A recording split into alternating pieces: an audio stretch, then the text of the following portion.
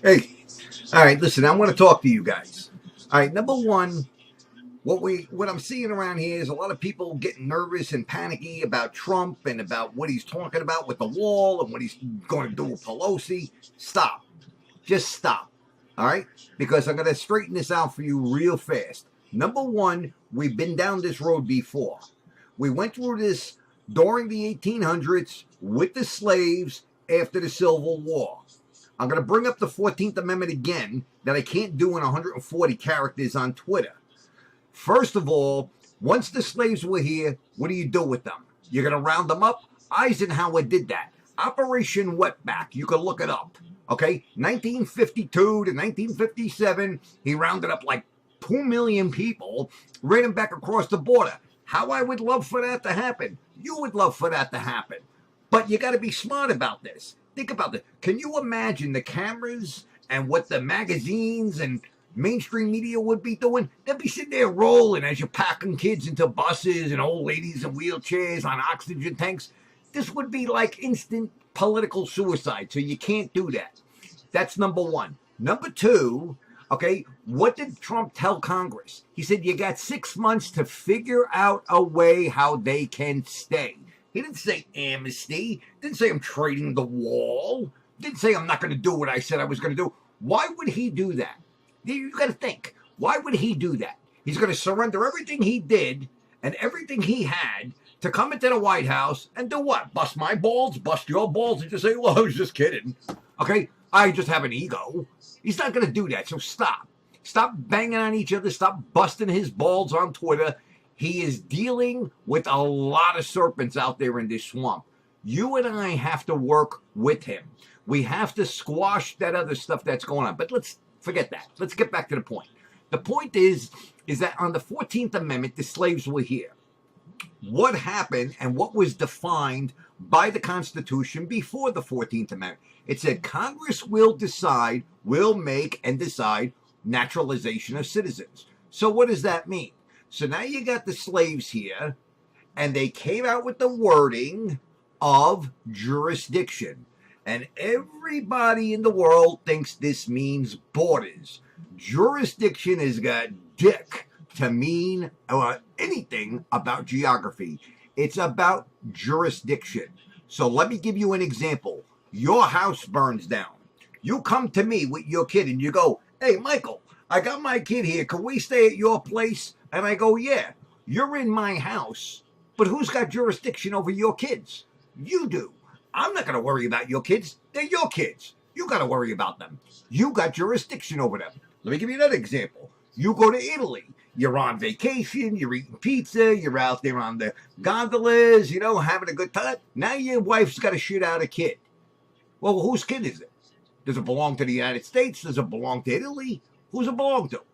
It's your kid. He's going back home with you. May have dual citizenship, but the allegiance and the jurisdiction of that child belongs to the mother. Period. There is no argument there. So don't let that scare you about what you're hearing from the left. That's their job. They want to fracture our base. They're not going to do that. So back to this whole situation with the 14th.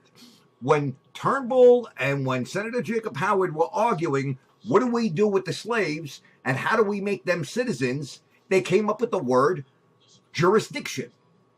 That means allegiance. Will they be allegiant to the United States? What does that mean? You collect taxes from them? Would they go to war for us? Well, of course, they did, and they have, and they do.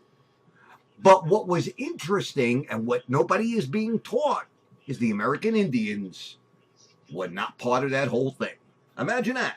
The American Indians were intentionally left off the 14th Amendment to be made citizens because the Congress did not believe that they would be allegiant to the United States government.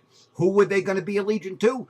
They were going to be allegiant to their tribes. So they left them off because they couldn't figure out how to tax them. So they just said, the hell with it. Then about 1922, 23, somewhere in there, the Congress took it up again and they made them citizens. So as far as this stuff goes with the wall and with Pelosi and with Trump, look, I know this guy. I grew up with him. I've watched him operate my whole life. Trump is only new to the world. He's not new to me. The people in New York know this guy. Okay, he does what he says he's going to do. And let me tell you what he did. He's putting the burden of doing the job of Congress back on Congress. This is not an Obama thing where, oh, yeah, I'm president, I'm going to just let him walk across the border. He's telling Congress, you got 6 months, and this is a brilliant move by him. He's telling them, number one, either you give him amnesty and you're going to be voted out, and I'm going to veto the bill, or you don't give him amnesty, and then you're going to have to march him out. So what's your plan? He's making Congress do their job, and that's his job. He is in the executive branch. That's his job. Just like when you go to work, your boss is the executive. He's going to make sure you do your job. He's not going to tell you how to do your job. You should know that. But he's going to tell you that you have to do your job. And that's what Trump did. So he's using the Democrats as bait, saying, look, if you don't want to work with me, I'll find somebody who will. And because the GOP is gutless, they're going to scramble now because they're going to see this guy's on a plane. Trump is going to get this thing done one way or another. Do not lose faith. Stop breaking each other's balls. Hang with this guy. He surrendered everything to become president of the United States because he didn't like any more what was going on than you and I did. Remember that. So just hang in there. Have a little faith. Relax. Let him do his stuff. We support him. We're golden because anything he does is going to be 100 times better than them yahoos across the aisle. You know it, and I know it. Now everybody knows it. Have a good night. Don't worry about my mess. I'm just moving into this apartment here, and I still got my stuff there. Now I need my glasses so I can see. And there we go. Have a good night.